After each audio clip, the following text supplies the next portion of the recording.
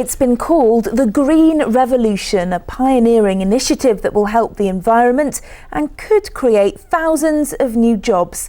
15,000 homes and other council buildings stand to benefit from the Birmingham Energy Savers Scheme, with ambitions to roll it out further in coming years. The buildings will be getting environmentally friendly retrofit work that includes solar panels in a bid to cut carbon emissions across the city. Well, today the Energy Minister popped in to see how it's being put in place, but some critics still say the government's getting it wrong on green issues. Callum Watkinson reports. Benefits Blue and yellow makes green, and today the coalition's Lib Dem climate change secretary was in Birmingham to throw some ministerial momentum behind the council's Energy Savers Scheme. Right. So, I mean, this is how much of the room did the people lose? About 80 mil. Under the plans, all social housing in the city will be properly insulated and powered by the sun. Well, it's one of the leading players in the country. It's going to be part of the Green Deal, which is a new government initiative working with local authorities and the private sector to try to make sure people can afford to insulate their homes, make them more energy efficient and to save money. It's an ambitious scheme with a potential value of more than £1.5 billion. It aims to reduce the city's emissions by 60% by 2026 and create 3,000 green jobs in the process.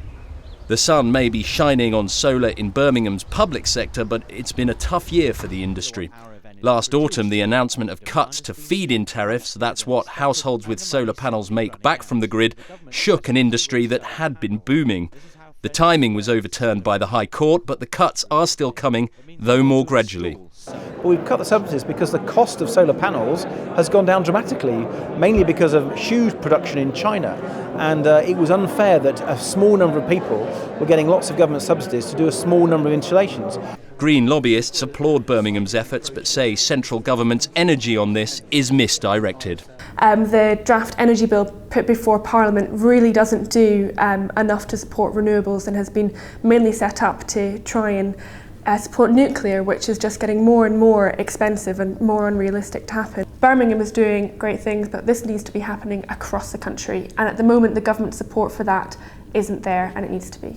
So a boost to solar power from Birmingham City Council and a genuine ray of sunshine that the Minister is here to support it. But following those cuts to feed-in tariffs, there are still plenty within the industry who doubt that the blend of blue and yellow in Whitehall is really as green as it claims. Callum Watkinson in Bordsley Green for Central Tonight.